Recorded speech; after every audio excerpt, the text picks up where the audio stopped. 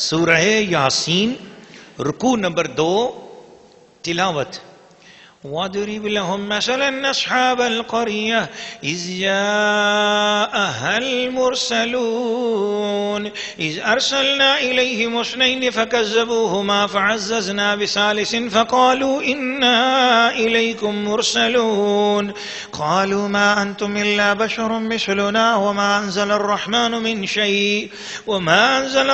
مِنْ شَيْءٍ إِنْ أَنْتُمْ إِلَّا تَكْذِبُونَ قَالُوا رَبُّنَا يَعْلَمُ إِنَّا إِلَيْكُمْ لَمُرْسَلُونَ وَمَا عَلَيْنَا إِلَّا الْبَلَاغُ الْمُبِينُ قَالُوا إِنَّا تَطَيَّرْنَا بِكُمْ لَئِن لَّمْ تَنْتَهُوا لَنَرْجُمَنَّكُمْ وَلَيَمَسَّنَّكُمْ مِنَّا عَذَابٌ أَلِيمٌ قَالُوا طَائِرُكُمْ مَعَكُمْ أَئِن ذُكِّرْتُمْ بَلْ أَنْتُمْ قَوْمٌ مُسْرِفُونَ وَجَاءَ مِنْ أَقْصَى الْمَدِينَةِ رَجُلٌ يَسْعَىٰ قَالَ يَا قَوْمِ اتَّبِعُوا الْمُرْسَلِينَ اتَّبِعُوا مَن لَّا يَسْأَلُكُمْ أَجْرًا وَهُم مُّهْتَدُونَ وما لي لا أعبد الذي فطرني وإليه ترجعون أأتخذ من دونه آلهة يردني الرحمن بضر لا تغن عني شفاعتهم شيئا ولا ينقذون إني إذا لفي ضلال مبين إني آمنت بربكم فاسمعون قيل ادخل الجنة قال يا ليت قومي يعلمون بما غفر لي ربي وجعلني من المكرمين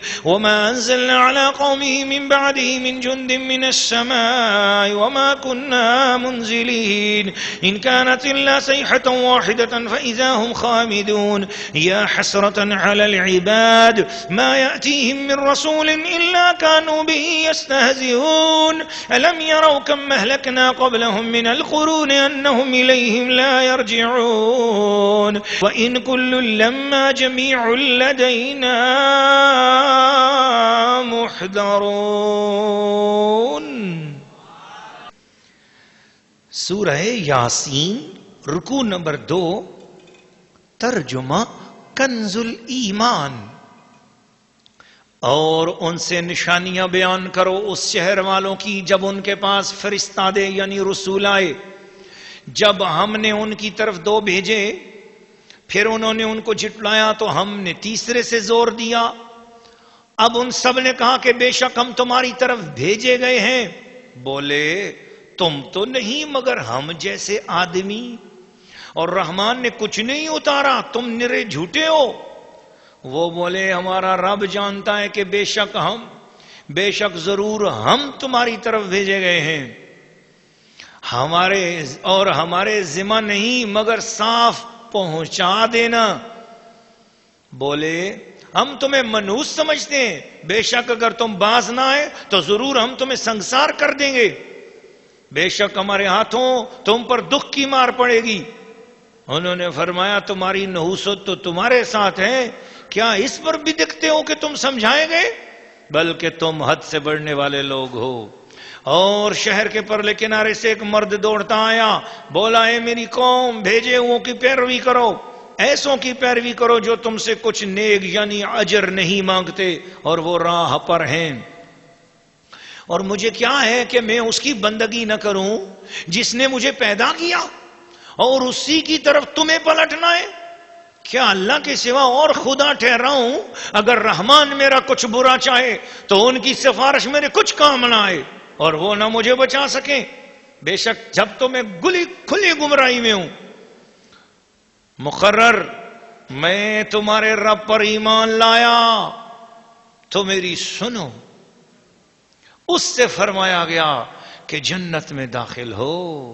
کہا کسی طرح میری قوم جانتی جیسی میرے رب نے میری مغفرت کی اور مجھے عزت والوں میں کیا. اور ہم نے اس کے بعد اس کی قوم پر آسمان سے کوئی لشکر نہ اتارا اور نہ ہمیں وہاں کوئی لشکر اتارنا تھا. وہ تو بس ایک ہی چیخ تھی, جبھی وہ بجھ کر رہ گئے. اور کہا گیا کہ ہائے افسوس ان بندوں پر جب ان کے پاس کوئی رسول آتا ہے تو اس سے ٹھٹائی کرتے ہیں. کیا انہوں نے نہ دیکھا ہم نے ان سے پہلے کتنی سنگتیں ہلاک فرمائیں کہ وہ اب ان کی طرف پلٹنے والے نہیں. اور جتنے بھی ہیں سب کے سب ہمارے حضور حاضر لائے جائیں گے. سورہ یاسین رکوع نمبر 2 تفسیر. اللہ کے پیارے بندو اور اس کے پیارے محبوب کے ساتھ عقیدت اور محبت کرتے ہوئے اس کے محبوب جان قرآن، روح قرآن، اصل ایمان صلی اللہ علیہ وآلہ وسلم پر اترنے والے پاک کلام کو عقیدت اور محبت سے سننے والے خواتین و حضرات، اس رکوع میں ایک شہر کا، ایک بستی کا، ایک علاقے کا ذکر کیا گیا، اور اس علاقے میں حضرت سیدنا عیسیٰ علیہ السلام کی طرف سے بھیجے جانے والے صحابہ کرام کی تبلیغ کا ذکر کیا گیا. ان اولیاء اللہ کی شان کا بیان بھی ہے، اور ان پر جو امتحان اور آزمائش آئی اس کا بھی بیان ہے. چونکہ یہ سورہ یاسین مکہ شریف میں نازل ہوئی تو مکہ شریف حضور صلی اللہ علیہ وسلم خود بھی تبلیغ فرما ہی رہے تھے اور صحابہ کرام کے ذریعے اس تبلیغ کو آگے پھیلا رہے تھے.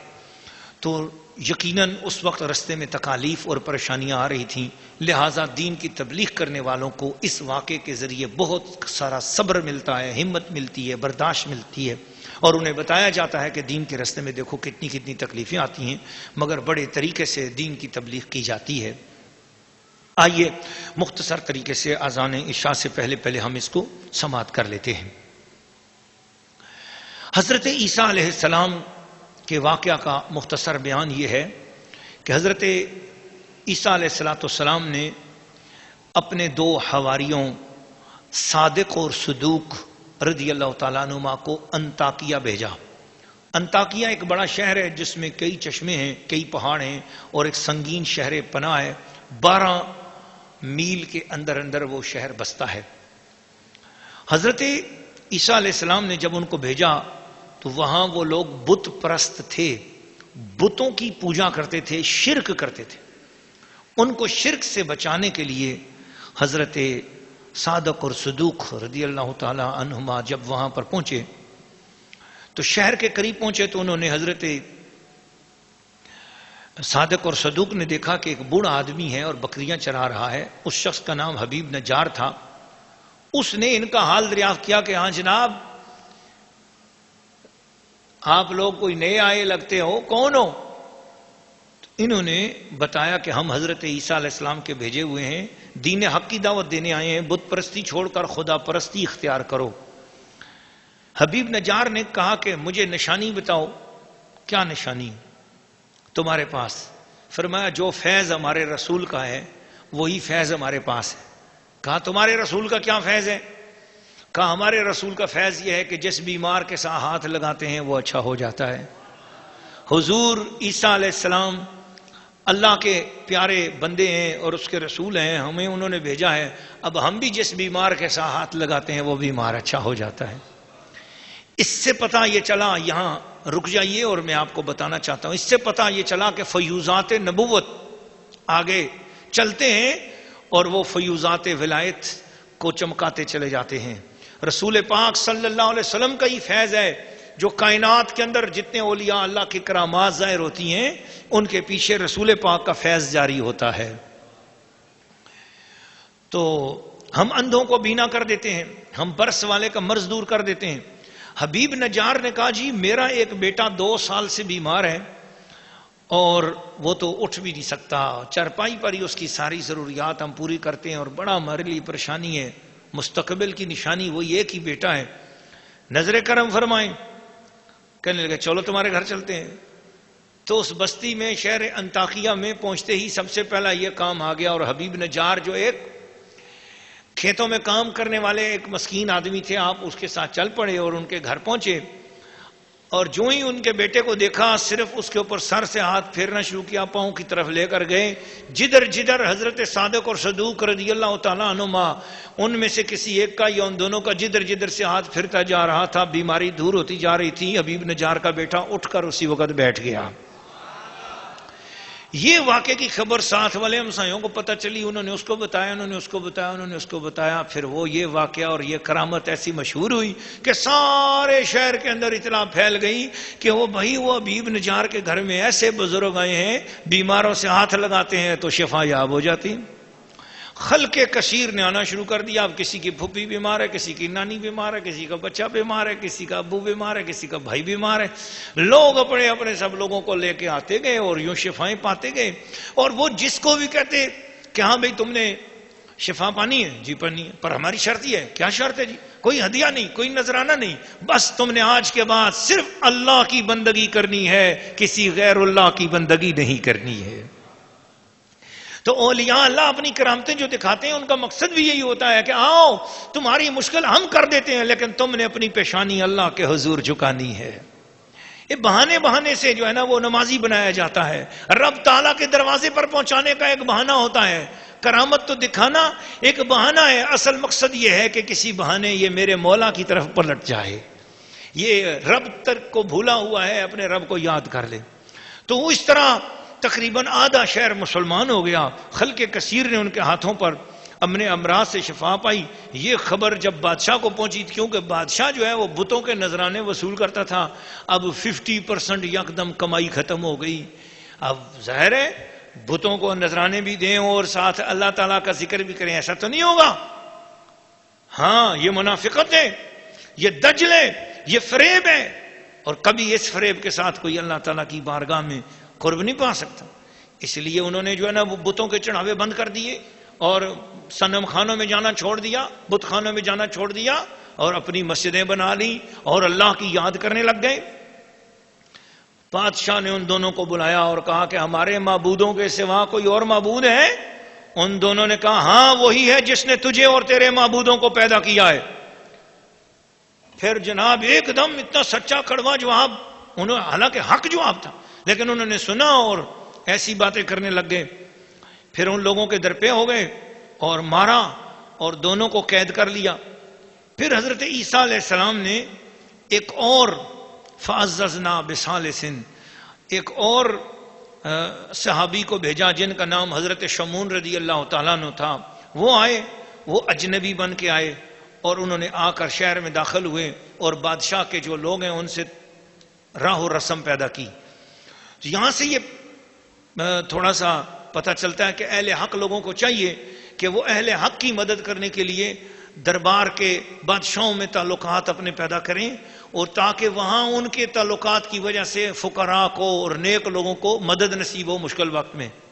تو اسی سے بعد علماء کرام نے اس واقعے کی اس چیز سے یہ بھی کہا کہ جو علماء کرام جو سیاست میں جا کر دین کی خدمت کرتے ہیں, اگر ان کی نیت صاف اور سچی ہو تو ان کو اس خدمت کرنے کا بھی ثواب نصیب ہوگا. تو وہ بادشاہ تک پہنچے اور اس پر اپنا اثر پیدا کر لیا. جب دیکھا کہ بادشاہ نے ان سے خوب مانوسیت کر لی ہے تو ایک روز بادشاہ سے کہا وہ جو 2 آدمی قید کیے گئے ہیں کیا ان کی بات سنی گئی ہے؟ تو کیا کہتے تھے؟ بادشاہ نے کہا نہیں, جب انہوں نے نئے دین کا نام لیا تو مجھے فوراً غصہ آیا اور میں نے قید کر دیا. شمون نے کہا کہ اگر بادشاہ کی رائے ہو تو انہیں بلایا جائے, دیکھیں تو صحیح ان کے پاس ہے کیا. تو دونوں بلائے گئے. شمون نے ان سے دریافت کیا تمہیں کس نے بھیجا ہے؟ انہوں نے کہا ہمیں اس اللہ نے جس نے ہر چیز کو پیدا کیا, ہر جاندار کو روزی دی, جس کا کوئی شریک نہیں. شمون نے کہا اس کی مختصر صفت بیان کرو. انہوں نے کہا جو چاہتا ہے کرتا ہے, جو چاہتا ہے حکم دیتا ہے. شمون نے کہا تمہاری نشانی کیا ہے؟ انہوں نے کہا بادشاہ جو چاہے. بادشاہ نے جو ہے نا ایک مادرزاد اندھا لے آیا جو ماں کے پیٹ سے ہی اندھا پیدا ہوا, اس کو کہا اس کو آنکھیں دلواؤ. انہوں نے اسی وقت دعا کی ہے اللہ تو سچا ہے اور تیرے دین کی تبلیغ کے لیے ہم آئے ہیں, مولا سچے دین کا واسطہ اس بچے کو آنکھیں عطا فرما. ایک دم اس کی آنکھیں روشن ہو گئیں. بس تو شمون نے بادشاہ سے کہا اب مناسب یہ ہے کہ اے بادشاہ تو بھی اپنے معبودوں سے کہے کہ وہ بھی ایسا ہی کر کے دکھائیں. اب حضرت شمون کی دلیل کے سامنے بادشاہ چپ ہو گیا. انہوں نے کہا تیری عزت بھی ظاہر ہو. تو بادشاہ نے شمون سے کہا تم سے کچھ چھپانے کی بات نہیں ہے, ہمارے جو معبود ہیں یہ تو نہ دیکھتے ہیں نہ سنتے ہیں نہ کچھ بگاڑ سکتے ہیں نہ بنا سکتے ہیں. تو پھر بادشاہ نے ان دونوں حواریوں سے کہا اگر تمہارے معبود کو مردے کے زندہ کر دینے کی قدرت ہو تو ہم اس پر ایمان لے آئیں گے. انہوں نے کہا ہمارا معبود ہر شے پہ قادر ہے, بادشاہ نے ایک دہقان کے لڑکے کو منگوایا جس کو مرے ہوئے 7 دن ہو گئے تھے، جسم خراب ہو چکا ہوا تھا، بو پھیل رہی تھی. ان کی دعا سے اللہ تعالیٰ نے اس کو زندہ کیا. وہ اٹھ کھڑا ہوا اور کہنے لگا میں مشرک مرا تھا، مجھ کو جہنم کی 7 وادیوں میں داخل کیا گیا. میں تمہیں آگاہ کرتا ہوں جس دین پر تم ہو وہ بہت نقصان دہ ہے، ایمان لے آؤ. کہنے لگا آسمان کے دروازے کھلے ہیں، ایک حسین نوجوان مجھے نظر آیا جو ان تینوں شخصوں کی سفارش کرتا ہے. بادشاہ نے کہا کون 3؟ اس نے کہا ایک شمعون اور دوسرے یہ 2. تو بادشاہ کو جب تعجب ہوا تو شمعون نے دیکھا اس کی بات بادشاہ پہ اثر کر گئی. اس نے بادشاہ کو نصیحت کی، وہ ایمان لے آیا. اور کچھ لوگ وہ تھے جو ایمان لے آئے، قوم میں بھی کچھ ایمان نہ لا سکے. اس پورے واقعے کو اللہ کریم نے سورہ یاسین کے اس رکوع میں بیان فرمایا ہے. جس وقت اس شہر میں ان ہستیوں کا حضرت عیسیٰ علیہ السلام کے ماننے والوں کی تبلیغ کی وجہ سے اسلام اور ایمان کی بات پھیل گئی اور وہ لوگ حضرت عیسیٰ علیہ السلام کا کلمہ پڑھنے والے ہو گئے، لا الہ الا اللہ عیسیٰ روح اللہ. تو وہ لوگ جو نہیں مسلمان ہوئے تھے ان کو بڑی تکلیف ہوئی کہ دین، زیادہ تر لوگوں کا دین بدل گیا ہے اور بت خانے ویران ہو گئے ہیں اور بت خانے جو ہیں وہ صنم توڑے جا چکے ہیں. تو ان لوگوں نے حضرت سیدنا صادق صدوق رضی اللہ تعالی عنہما، بعد روایتوں میں آتے ہیں حضرت یوحنا اور حضرت بولس، تو ان کو سوچا کہ ان کے خلاف کوئی سازش کریں. سازش کیا کریں کہ اب جو ظاہر ہے کہ ان کے جو ایک بتوں کے چڑھاوے آتے تھے ان کی وجہ سے جب وہ اللہ کی توحید کی بات شروع ہوئی تو وہ چڑھاوے بند ہوئے، تو غربت آئی. تو انہوں نے کہنا شروع کر دیا کہ انا تطیرنا بکم، آپ کی وجہ سے بڑی ہمارے لیے منحوسیت آئی. حالانکہ ان کے آنے کی وجہ سے تو مردے زندہ ہوئے، ان کے آنے کی وجہ سے تو بیمار اچھے ہوئے، سینکڑوں لوگوں کو شفا یابی ہوئی. اسی علاقے کے اندر، اسی انطاکیہ میں سینکڑوں بت تھے. کسی بت نے کسی مردے کو زندہ نہ کیا، کسی بت نے کسی اندھے کو آنکھیں نہ دیں، کسی بت نے کسی بیمار کو اچھا نہ کیا. آج جب حضرت عیسیٰ علیہ السلام کا فیضان وہاں پر پہنچ گیا، رسالت عیسوی نے اپنی برکات ظاہر کی اور اللہ کی توحید کے جلوے یوں ظاہر ہوئے کہ نبی کے ماننے والے غلاموں کے ہاتھ پر اندھوں کو آنکھیں مل رہی ہیں، بیماروں کو شفا مل رہی ہے، مردے زندہ ہو رہے ہیں. تو انہوں نے بجائے ماننے کے کرامات اولیاء کا انکار ہی کر دیا، معجزات کا انکار ہی کر دیا. اور اس سے حد درجہ بات یہ بھی ہو گئی کہ کہنے لگے مان تم الا بشر مثلنا. ایک طرف تو اتنا زیادہ گھٹیا ان کا دماغ کہ پتھروں کی مورتیوں کے سامنے جا کے جھک رہے ہیں، اور دوسری طرف اتنا گھٹیا دماغ اور اتنی افراط و تفرید کی یہ حالت کہ انبیاء کرام جو صاحبان فضیلت ہیں اور جن کو درجہ اللہ نے دیا ہے، اور وہ صحابہ کرام اور وہ اولیاء اللہ جو حضرت عیسیٰ کی طرف سے بھیجے گئے، ان اولیاء اللہ کی عزت اور تعظیم کرنے کے بجائے کہنے لگے ہم ان کی عزت کیوں کریں، یہ تو ہماری طرح بشر ہیں. بیک وقت ان کی سیرتوں میں یہ دو تضاد تھے. ایک طرف تو پتھر کی مورتیوں کے سامنے جھک رہے ہیں اور دوسری طرف اللہ کے محبوبوں کی گستاخی کر رہے ہیں. شرک بھی اور گستاخی بھی، پھر اس کے ساتھ ساتھ بدتمیزی بھی. وہ یوں کہ انہوں نے کہا لئن لم تنتہوا، اگر آپ باز نہ آئے لنرجمنکم، ہم آپ کو پتھر ماریں گے، سنسار کریں گے. ولا یمسنکم منا عذاب علیم، نکل جاؤ ہمارے شہروں سے ورنہ ہم تمہیں بہت سخت سزا دیں گے. حتیٰ کہ ان کے کچھ گنڈوں نے ایک جگہ منصوبہ بنا دیا کہ چلو ان کو جا کے دہشت گردی کرتے ہیں اور ان کو مار ڈالتے ہیں. پروگرام بن گیا مارنے کا. جب مارنے کا پروگرام بن گیا تو ایک شخص کو پتا چلا، بڑا نیک آدمی تھا، اسے پتا چلا کہ یہ لوگ ایسا کام کر رہے ہیں.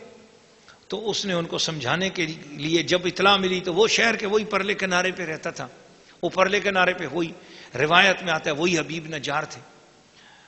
وہ دوڑتے ہوئے، قرآن ان کا رنگ بتاتا ہے کہ تعظیم رسول کی خاطر، تعظیم اولیاء کی خاطر، اللہ کے بندوں کی حفاظت کی خاطر، اللہ کے بندوں کی جو دین کی تبلیغ کرنے والے ہیں ان کی خدمت کی خاطر اس بندے کو کتنی محبت آئی.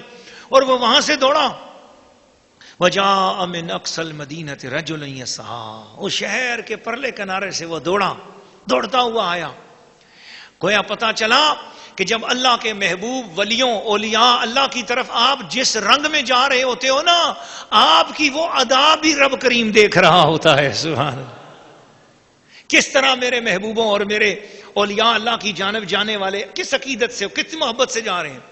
وہ جا رہا ہے، حالانکہ اس بات کا کیا کس مقصد کے لیے جا رہا ہے وہ بات تو بعد میں آ رہی ہے، لیکن پہلے بتائی جا رہی ہے. اس سے مطلب یہ ہوا کہ اولیاء اللہ کے واقعات بھی بیان کرنے چاہیے، اور ان کے مریدین، ان کے معتقدین اور ان کے ساتھ محبت کرنے والوں کے واقعات بیان کرو. یہ بھی قرآن مجید کا طریقہ ہے.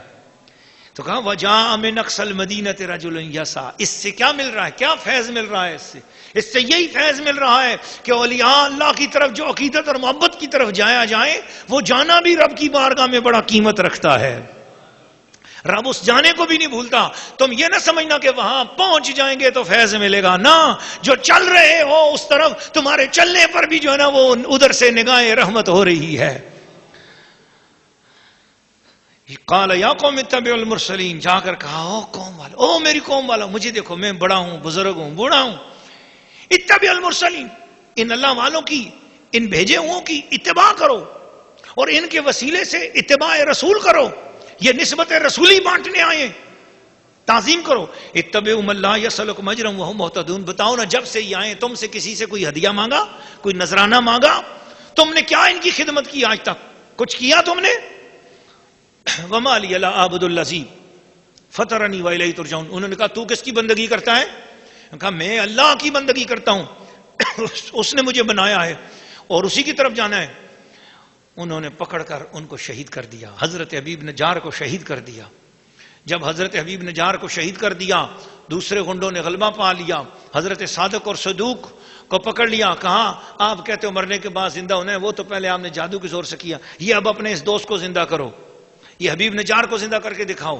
ادھر حبیب نجار جو ہے نا انہوں نے مارا حبیب نجار کو نا، سر سے لے کر کہتے ہیں پورے پیٹ سے لے کر ایسے چاک کر کے ان کی لاش کے 2 ٹکڑے کیے تھے، 2 ٹکڑے کیے تھے، اور اس کی ٹکڑوں کے بیچ میں پھر رہے تھے اور کہہ رہے تھے کہ سچے ہو تو اس کو زندہ کرو. اور ادھر حبیب نجار رب کی بارگاہ میں اس کی روح حاضر ہوئی، تو رب نے جب جنتیں دکھائیں تو ادھر انہوں نے دعا کی کہ ادخل الجنہ. قال یا لیت قومی یعلمون، کاش میری قوم کو بھی پتا چلے. رب نے فرمایا ابھی دعا قبول ہو گئی. ادھر صادق اور صدوق سے کہا اشارہ کرو. جو اشارہ کر دیا، حضرت حبیب نجار کا جو جسم اقدس تھا وہ دونوں آپس میں اسی وقت جڑے، اور جڑ کر وہ زندہ ہو کر کھڑے ہوئے اور کہا لا الہ الا اللہ عیسیٰ روح اللہ.